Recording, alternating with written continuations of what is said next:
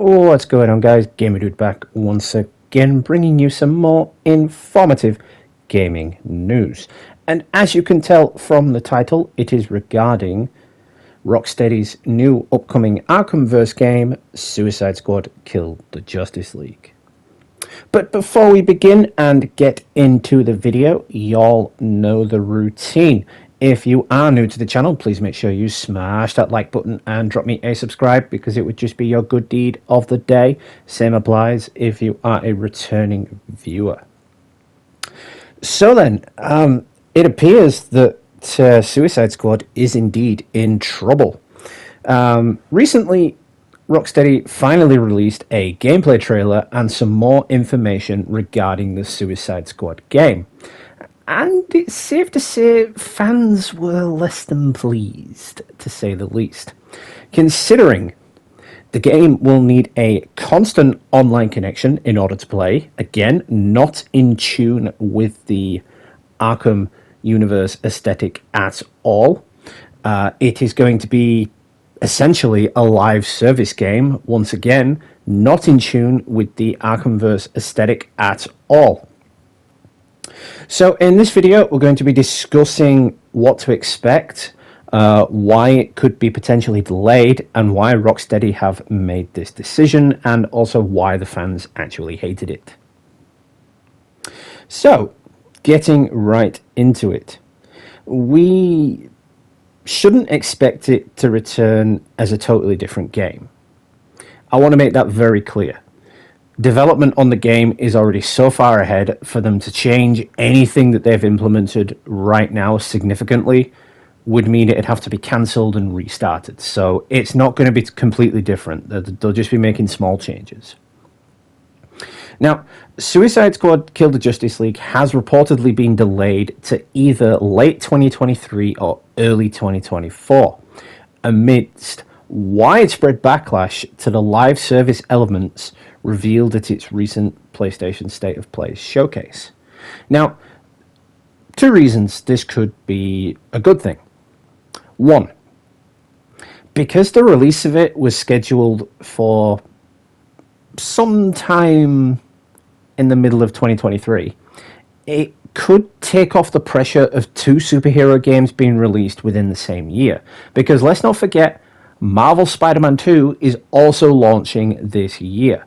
So a delay of Suicide Squad could ramp up sales a little bit, because needless to say, I'm guessing when Spider-Man 2 comes out, sales for Suicide Squad would diminish somewhat, and the player base would also probably diminish somewhat, considering Insomniac did a beautiful job with the first Spider-Man. Now then, Bloomberg has reported that publisher Warner Brothers has pushed the hero action game from its May 26th release date to sometime either later in the year or early 2024. No date has yet been confirmed.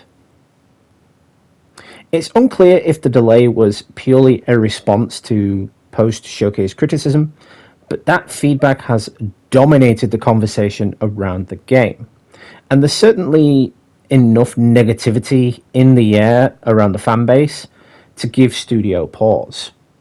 Now, this isn't the first time a game or a movie has been delayed due to fan backlash. I mean, just look at the Sonic movie, for example. When they first revealed Sonic and that weird human face looking thing he had, Ugly Sonic, let's just call him Ugly Sonic, the internet went absolutely insane, and the studio was forced to recall the movie's release date for about a year and redesign Sonic for the more accurate look.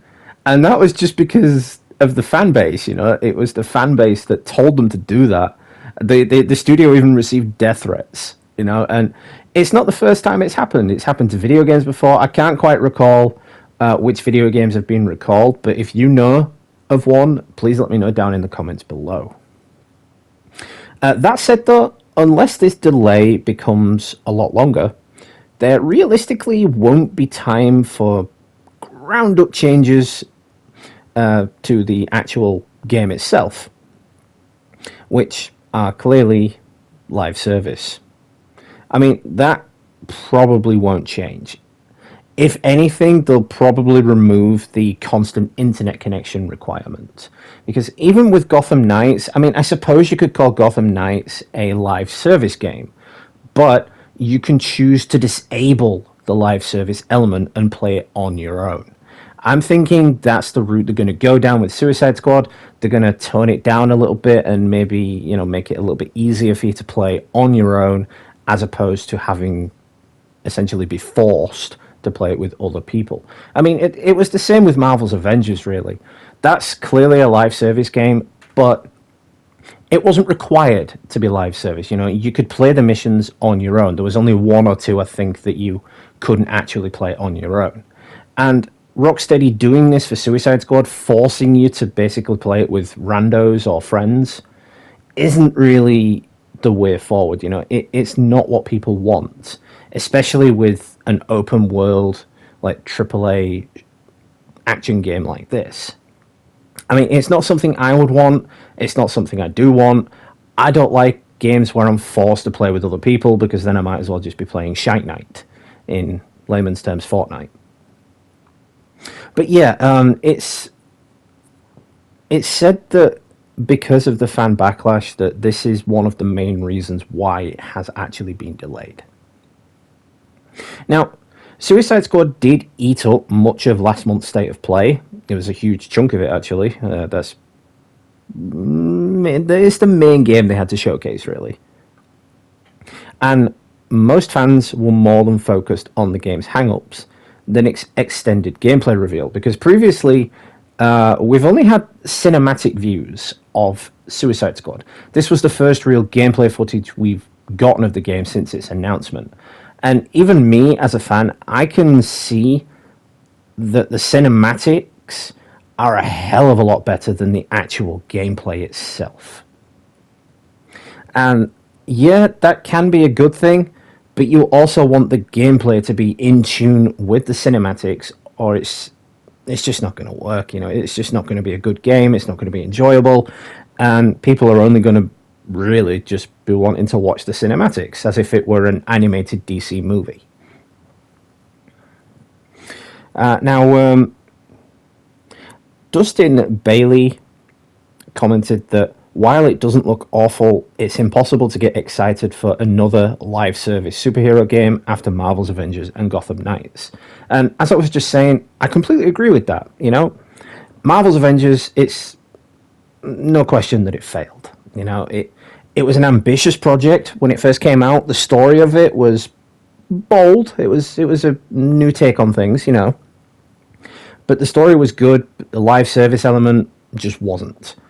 And it's the same with Gotham Knights. The story was it wasn't good, but it was okay. It was playable at least. It was something to suck you in at least. And when it comes to Suicide Squad, when I was watching the gameplay, I just didn't get that feel. It just didn't feel like something in the Arkhamverse. It felt something more like in the Gotham Knights universe.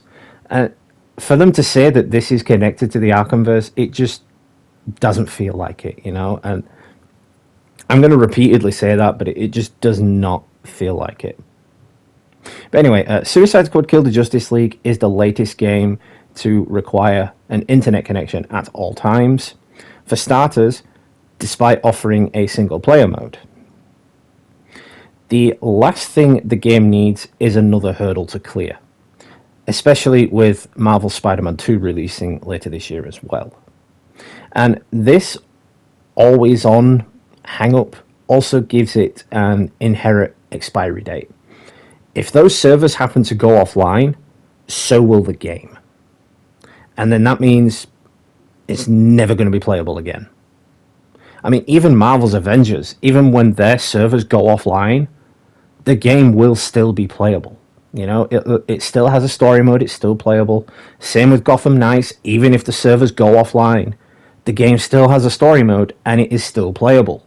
Even in co-op mode, you can still have 1 to 4 players in local play. But fans were also concerned to see Rocksteady confirm a Suicide Squad Battle Pass. Now, the name Battle Pass in any game is enough to put anybody off, including myself.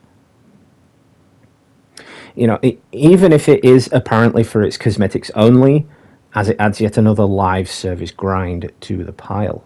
And again, nobody likes live service games. Live service games are just dead. They don't do well. The developers need to learn this. Gamers do not want live service games anymore.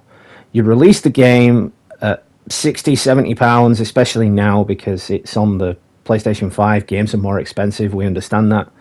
But we don't also want to have to be paying for something else in the game.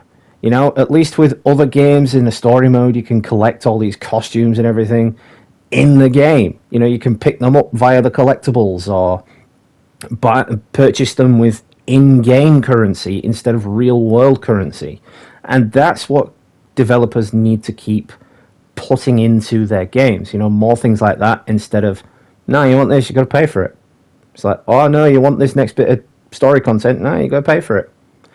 That is what killed Marvel's Avengers.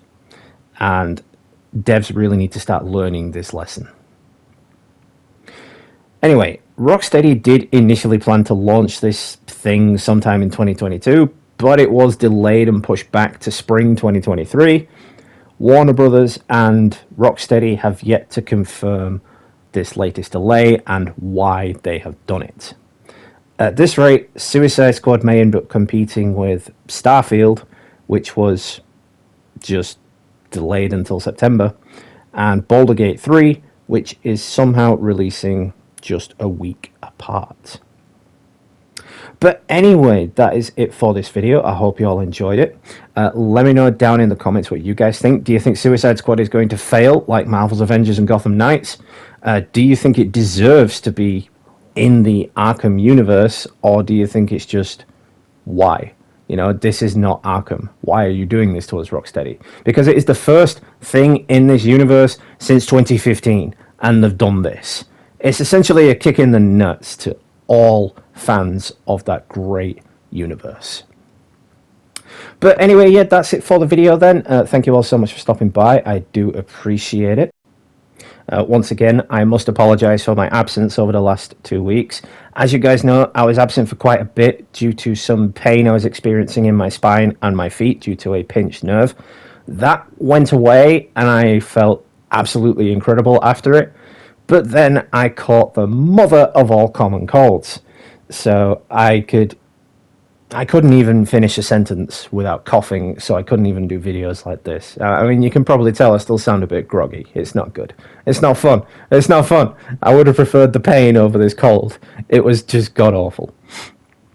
But anyway, y'all know the routine. If you are new to the channel, please make sure you smash that like button and drop me a subscribe, because it would just be your good deed of the day. Same applies if you are a returning viewer. Until the next one, this has been Gamer Dude. Happy gaming. And I will catch you all in the next one, guys.